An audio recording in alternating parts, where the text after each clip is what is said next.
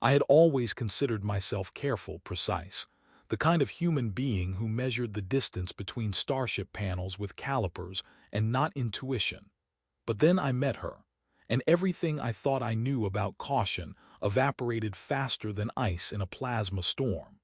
The Aurelia-class cruiser hummed around me, its corridors alive with the steady pulse of lights that flickered like the nervous twitch of a cat, and I shuffled along, hiding a small, crumpled notebook in my jacket like a spy who had accidentally signed up for a spy comedy instead of a spy mission. The notebook contained observations, strictly professional, scientific observations, of course. But the problem was that the subject of these observations had the power to incinerate me with a glance. I reminded myself of this every 10 seconds, often aloud, because muttering to yourself is apparently the only way to stay sane when hiding from a long-eared alien monarch. She walked through the corridor like the galaxy itself had bent to her will. Queen Lysara, whose reputation for ruthlessness could make seasoned admirals soil themselves in simulation exercises, had long ears that arched backward like graceful antennae tuned to the frequency of intimidation. Her presence was a gravity well. It pulled attention and, I suspected, minor laws of physics toward her. I ducked behind a maintenance panel, pretending to inspect the wiring, though the last thing I knew about wiring could barely power a coffee machine. My hand shook slightly over the notebook, and I considered tossing it into a vent duct just to see if it would miraculously survive. Fascinating, isn't it? I whispered to the flickering fluorescent light, because obviously lights are excellent confidants. Her walk, her hips, the strategic implications of her. Oh, forget it. She'll vaporize me if she notices this part. I made a note to invent a new kind of stealth technology, one capable of rendering a human invisible to a queen who could probably sense fear the way we sense temperature. I knew I had to blend in with the ship's routines, so I wandered past the armory, pretending to check plasma rifles for calibration errors. The droids in the corridor gave me one of their usual blank stares, their optical lenses reflecting her image in a dozen tiny versions that seemed to smirk at my terror. I wondered briefly if the droids were mocking me, or if they were programmed to record my panicked reactions for entertainment during maintenance downtime. I made a mental note. Never underestimate the entertainment budget of a galactic military vessel. By now, Lysara was somewhere ahead, her high boots clicking on the metal floor like a metronome, marking the countdown to my inevitable humiliation. I ducked into a storage closet, pressing myself against a stack of empty cargo crates that smelled faintly of recycled oxygen and old vacuum-sealed rations. I peeked through the gap and saw her pause at a viewport, the stars reflecting in her long, sharp eyes, which made her look alternately like a goddess and a threat. I had to remind myself not to drool. It was unprofessional, and besides, the cleanup alone would probably involve hours of hazardous duty. I tried to rationalize my notebook's existence. It was for science, tactical reconnaissance, possibly the most absurd version of espionage in human history, but technically defensible. Still, as I scribbled a hurried note on the corner of a page, my pen slipped and left a smear that looked suspiciously like a doodle of her, mid-stride with exaggerated hips. My stomach did an acrobatic flip. I imagined the headline in intergalactic news: "Human spy admires Queen's hips, subsequently vaporized." A sudden shift in the air made me freeze. Her voice, smooth and amused, floated down the corridor like a hunting panther's purr.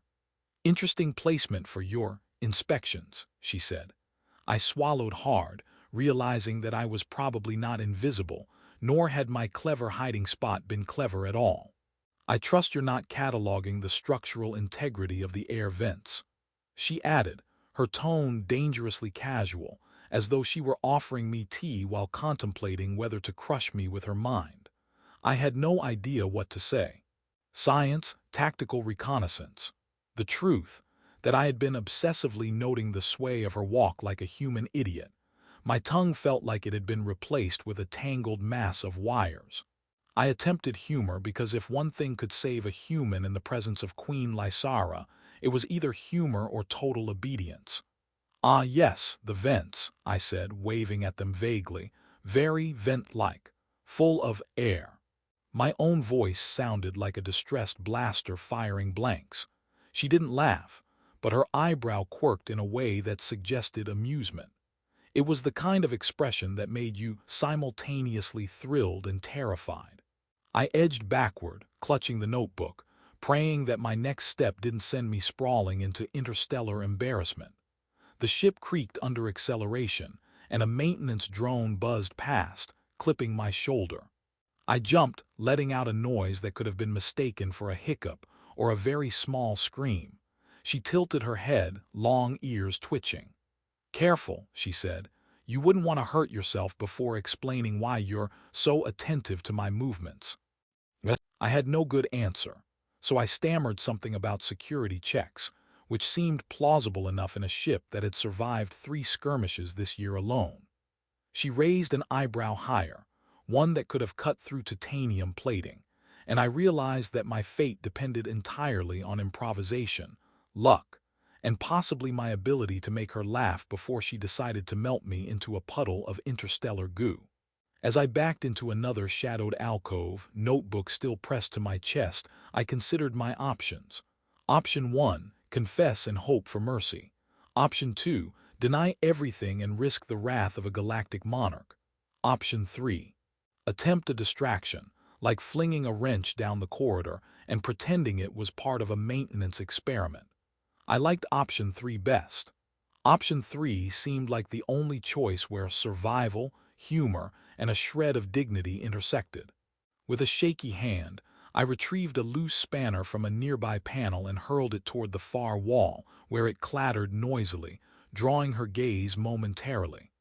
I half expected her to roar in rage, but instead, she chuckled, a sound that echoed like liquid silver over the ship's hull.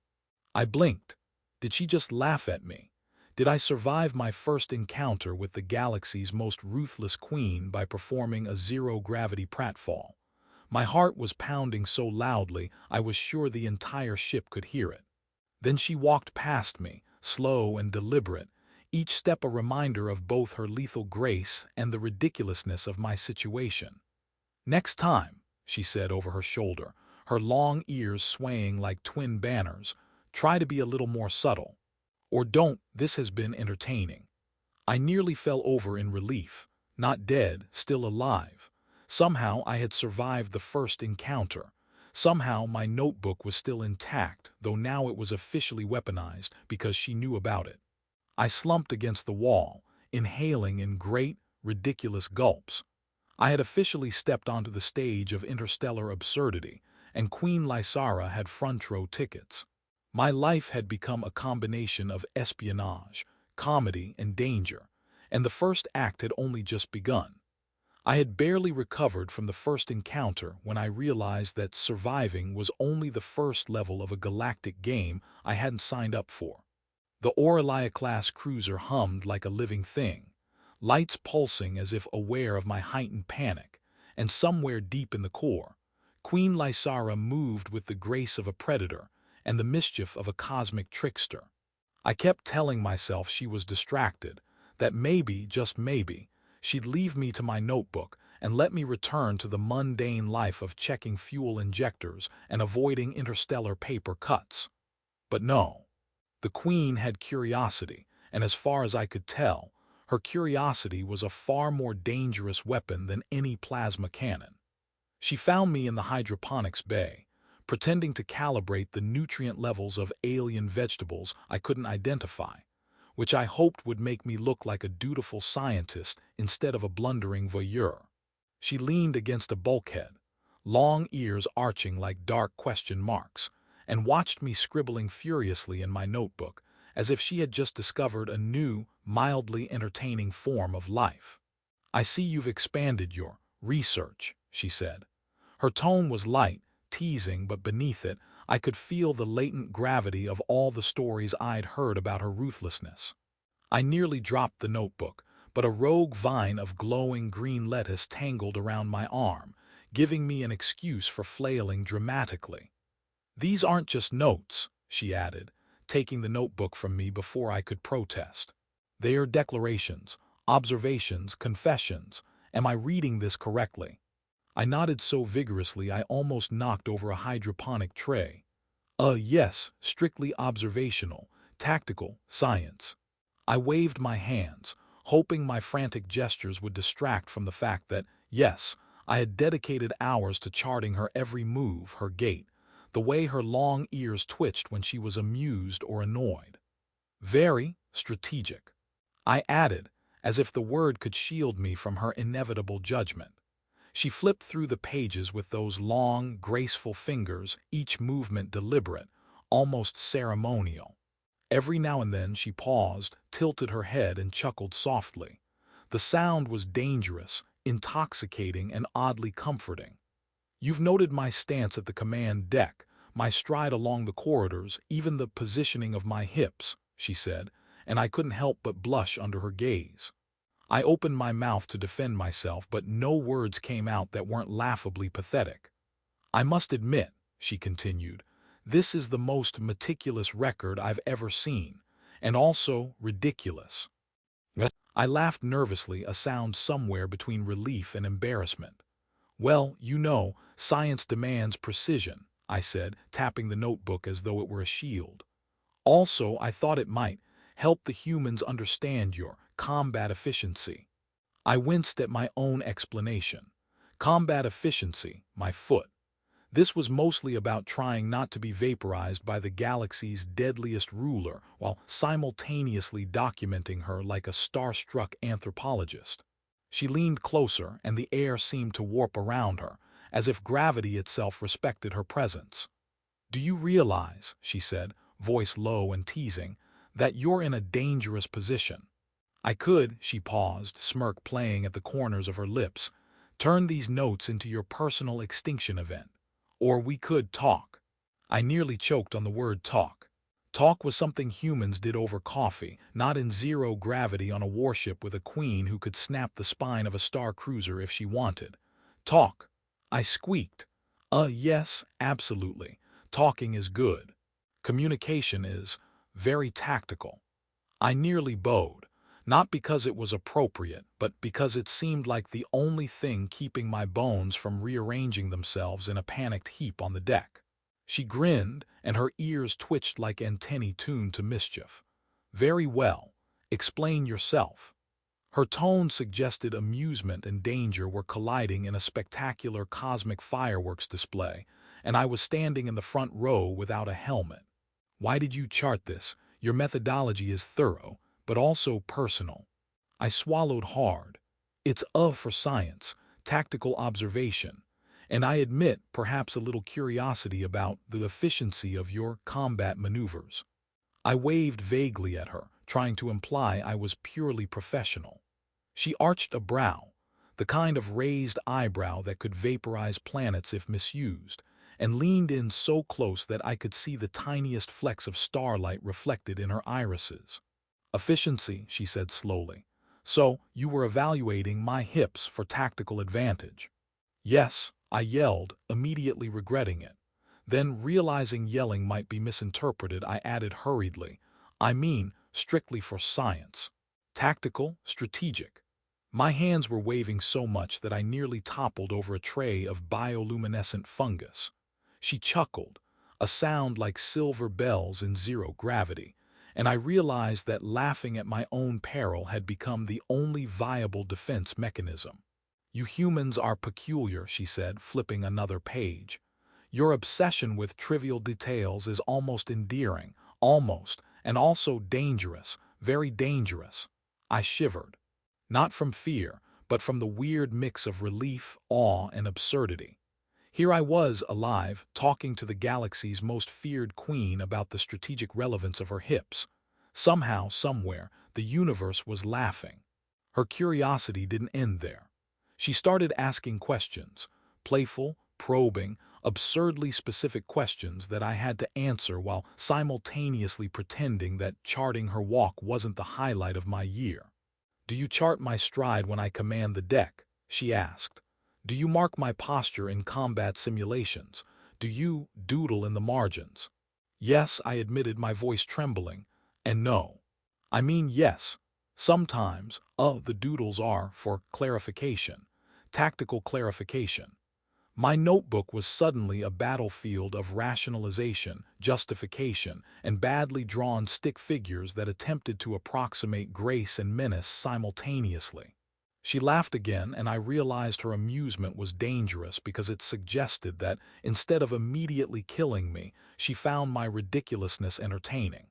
She leaned back, long ears twitching, and said, "Perhaps you are braver than I thought. Or foolish, or both. We shall see." I nearly fainted at the prospect that my life was officially a combination of comedy, espionage, and extreme personal risk. Humor, it seemed, might just be my only weapon, and even then, a flimsy one. As she handed back the notebook, her fingers brushing mine briefly, I felt the absurdity of it all settle like stardust. Somehow, I had survived interrogation, confession, and humiliation. Somehow, the galaxy's most ruthless queen was not only aware of my obsession, but found it amusing. Somehow, my notebook, my absurd, slightly creepy notebook, had become a bridge between terror and something far stranger.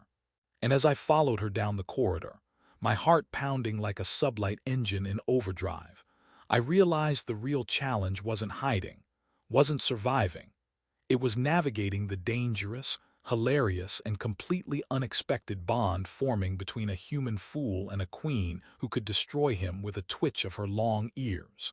By the time I stumbled into the command deck for the third and, hopefully, final round of interrogation, I had already developed a complex mix of dread, amusement, and mild self-loathing. Queen Lysara was perched behind the main console, long ears angled sharply like twin radar dishes scanning my every thought. And yet she was humming a tune I couldn't identify, possibly because it was in a key that could melt titanium, or simply because it was her own brand of interstellar karaoke. I held my notebook loosely, though by now it felt less like a shield and more like a fragile talisman that had carried me through the absurdities of the past few days.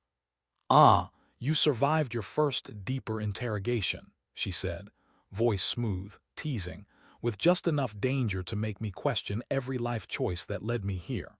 "I must admit, I didn't expect you to continue taking notes after the hydroponics incident." I swallowed. "Yes, I mean strictly observational, Your Majesty, tactical, and possibly educational." I realized I was grasping at words like a human stranded in zero gravity, floating helplessly toward a quantum singularity of embarrassment. Her eyes narrowed, long ears twitching, and she leaned forward, one hand brushing over the console as if to anchor herself against the sheer ridiculousness of my presence. "Educational," she repeated, amusement twisting her words into a weapon I couldn't parry.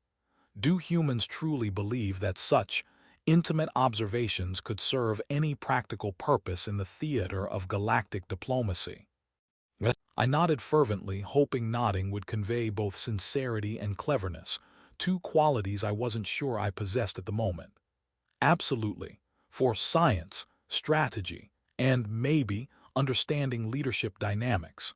I gestured vaguely at the holographic star charts that floated mid-air, pretending the spirals of exploding suns and orbiting debris were somehow proof of my scholarly rigor. She chuckled, a sound like liquid silver cascading through the command deck. "You humans are delightful and hopelessly reckless. I can see why you might survive the attention of a long-eared queen, but I wonder, can you endure the consequences of curiosity?" I braced myself, fully expecting a laser grid or a gravity inversion trap, but instead she leaned back and sighed. "Perhaps the galaxy has room for fools like you after all." She waved a hand at the notebook. "Give me a tour, then. Explain your methodology. Justify these doodles. Convince me that your obsession with my gait and posture serves the survival of your species." I nearly fainted at the word obsession, but then realized she was serious, yet playful, yet still terrifyingly lethal. I began to outline my process, pacing the command deck in zero-gravity leaps, occasionally gesturing at the holographic star map like a mad professor presenting a thesis to a very patient and very long-eared audience. I narrated the days I had spent observing her movements, the way I had cataloged tactical advantages of posture, and yes, even the notes that included what might generously be called artistic interpretations of her hips in battle stance. Each explanation came with a nervous joke, a pun, or a ridiculous analogy to keep her amused and, more importantly, alive to tolerate my presence. She listened, tilting her head, long ears swiveling like twin satellites tracking some obscure signal only she could detect. She laughed more than once, each laugh a delicate dance between genuine amusement and calculated intimidation. "I must admit," she said, "I never imagined a human would not only survive but also entertain me while conducting such personal reconnaissance. You may yet have a place in the annals of this ship, provided you continue to amuse me." By the end of my explanation, I realized something remarkable. The terror I had carried like ballast in my chest had transformed. I was no longer merely hiding, observing, or trembling at the thought of vaporization. I had learned to speak in humor, to survive through absurdity, and to navigate the intricate dance of curiosity and intimidation that defined my interactions with Lysara. She, in turn, had learned something too, that the galaxy contained unpredictable elements, fools and geniuses entwined in the same fragile package, capable of unexpected bravery and occasionally brilliant incompetence. The Queen stood, and the command deck seemed to acknowledge her movement, lights dimming slightly as if respecting her authority. She extended a hand, her long fingers brushing mine as she took the notebook. "I will not destroy this," she said, "though you have given me ample reason to consider it. Instead, I will keep it, as a reminder that courage and a sense of humor can sometimes be more disarming than plasma weapons." I laughed, a genuine laugh this time, not the shaky, terrified chuckle of a man on the verge of doom. "I'll take that as a promotion," I said, and she raised an eyebrow, her smirk suggesting that even centuries of ruling didn't make her immune to the ridiculousness of human humor. For the first time, I realized the absurd truth. I had been transformed not by fear, but by engagement, by the willingness to step fully into the chaos and speak honestly, however awkwardly, in the presence of overwhelming power. And she had been transformed too, at least slightly, by the unexpected amusement of a human who dared, in all his folly, to see her as more than a myth, more than a weapon, more than the sum of her fearsome reputation. We left the command deck together, walking, or rather floating, through the corridors, our banter light but edged with the gravity of mutual understanding. She made jokes about my observations, and I responded with witty retorts that often caused her ears to twitch in amusement. Somewhere along the way, I realized that the notebook had become less a collection of embarrassing confessions and more a bridge between two beings from entirely different worlds. An unlikely bond forged in humor, curiosity, and shared acknowledgement of absurdity. By the time we reached the observation deck overlooking the swirling nebula outside, I felt a rare sense of closure. The terror of discovery, the ridiculousness of obsession, and the fragile, humorous tension that had defined my days were now balanced by a sense of purpose. I had grown from a nervous, hidden observer into someone capable of navigating the most dangerous and unpredictable